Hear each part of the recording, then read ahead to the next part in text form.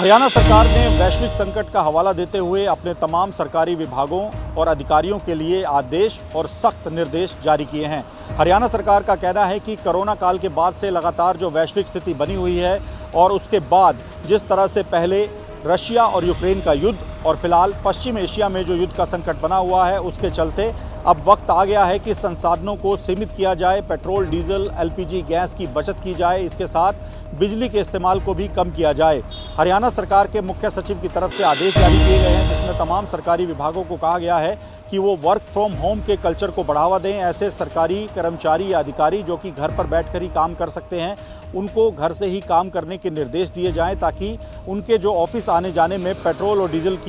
का नुकसान होता है, जो इस्तेमाल होता है, उसको कम किया जा सके। इसके साथ ही हरियाणा सरकार के सीनियर अधिकारियों को निर्देश दिए गए हैं कि वो बेवजह विदेश यात्रा करने से बचें। जब तक जरूरी ना हो या फिर कोई आपात स्थिति या मेडिकल स्थिति ना हो, तब तक विदेश यात्रा ना की जाए, ये सरकारी अधिकारियों को कहा गया है। इसके साथ ही सरकार ने अपने विभागों को कहा है कि वो अपने पेट्रोल डीजल के इस्तेमाल में कमी लाएं। सरकारी विभागों की जो गाड़ियां हैं, उसके पेट्रोल डीजल के इस्तेमाल में कम से कम 10% तक की कटौती की जाए और हर महीने इस कटौती से जुड़े जो दस्तावेज हैं वो हरियाणा सरकार के पास मुहैया कराए जाएं। इसके साथ ही हरियाणा की जनता से भी निवेदन किया गया है कि वो बेवजह कोई भी फैमिली गैदरिंग या फंक्शन करने से बचें,